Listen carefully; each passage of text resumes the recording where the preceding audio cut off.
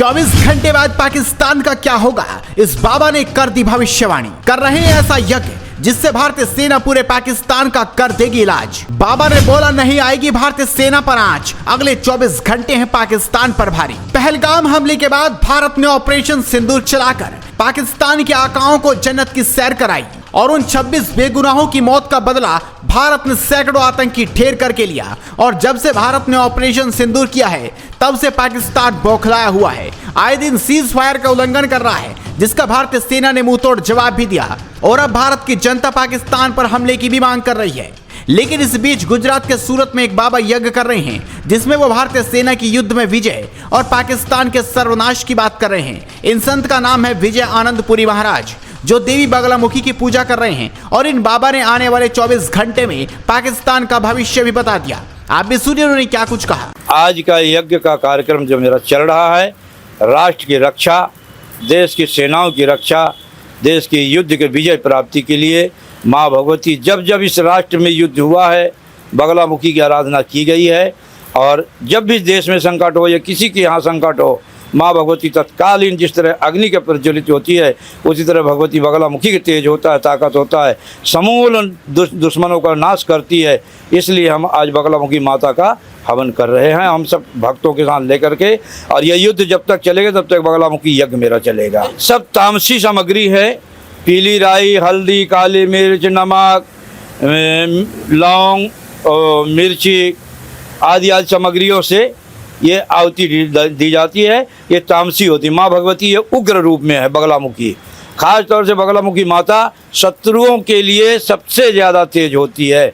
जिनके शत्रु ज़्यादा हो तो हमारे राष्ट्र का जो शत्रु है उन्हें विनाश करने के लिए हम बगलामुखी माता की आहुति डालते हैं। मेरा यही प्रार्थना होता, माँ तत्कालीन 24 घंटे के अंदर पाकिस्तान का विध्वंस कर और भारत का विजय दिलाओ।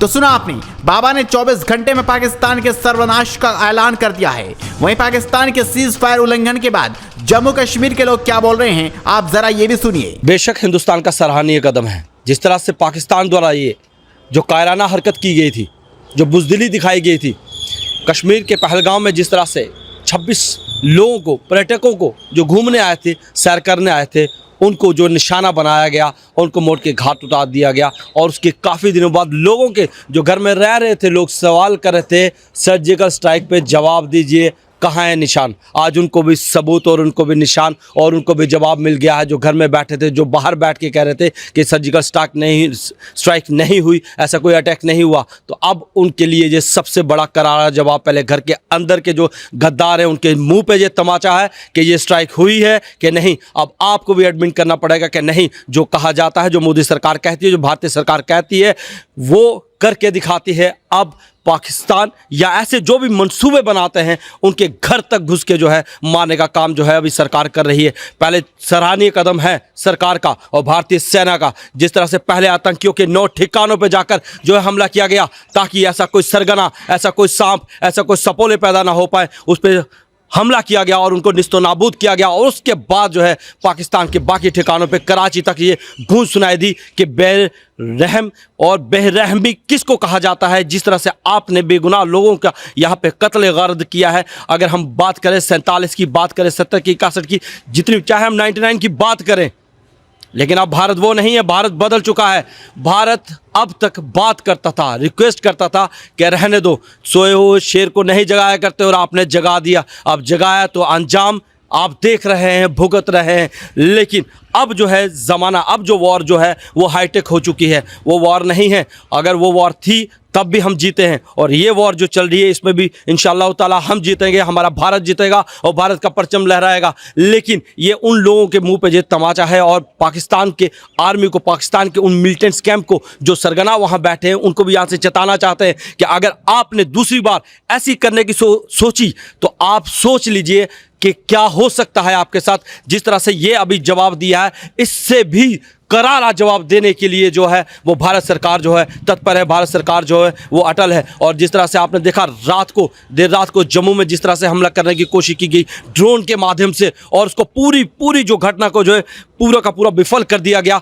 हिंदुस्तानी फ़ौज द्वारा। और जिस तरह से उधमपुर में भी ये सुनने में आ रहा था, और सुनने में आ रहा था कई जगह पे जो ड्रोन था वो आया और उसको जो है ध्वस्त कर दिया गया है। ये काबिल तारीफ़ है। यहाँ से पता चल सकता है कि हमारा एयर सिक्योरिटी जो सिस्टम है वो कितना है, सिक्योरिटी सिस्टम कितना है, और हमारी जो जनता है वो आम है। आज भी दुकानें खुल रही हैं। तो हम ये कहना चाहेंगे कि भारत जिंदाबाद था, जिंदाबाद है और जिंदाबाद रहेगा। जो कल हमारे यहाँ पे पाकिस्तान ने अपनी नापाक हरकत करते हुए हमारे कुछ शहरों पे हमला किया, लेकिन हम बताना चाहते हैं कि अब जो हमारा भारत है वो पुराना भारत नहीं रहा है। हम हर एक टेक्निक से लैस हैं और आप देखिए कितने अच्छे तरीके से हमने सारे उनके जितने भी हमले थे उनको विफल किया गया।